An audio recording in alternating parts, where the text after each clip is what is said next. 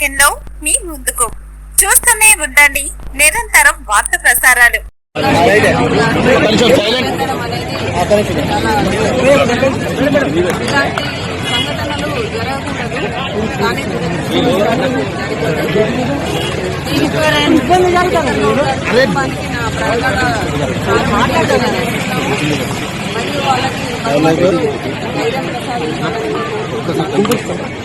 And ఇప్పుడు ఏంటి అంటే ఇప్పుడు వాళ్ళకి ప్రభుత్వం తరఫున ఒక 10 లక్షల రూపాయలు మరియు గౌరవ నర్సంపేట ఎమ్మెల్యే గారు కూడా ఒక 5 లక్షల రూపాయలు త్రూ కలెక్టర్ గారి ద్వారా అండ్ మరియు ఆర్టీసీ కార్పొరేషన్ లో వారి కుటుంబ సభ్యులకి ఒక ఉద్యోగము దీన్ని ఇస్తామని చెప్పి తెలియజేస్తున్నారు. అది నేను వాళ్ళ కుటుంబ సభ్యులకు కూడా తెలియజేయడం.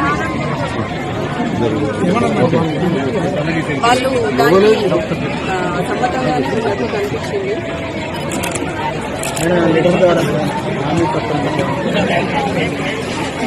ఒకసారి వాళ్ళు బస్ స్టాండ్ తీసుకెళ్లి నివాళులు అర్పించాలని చెప్పి అవకాశం కల్పించాలంటున్నారు వాళ్ళు.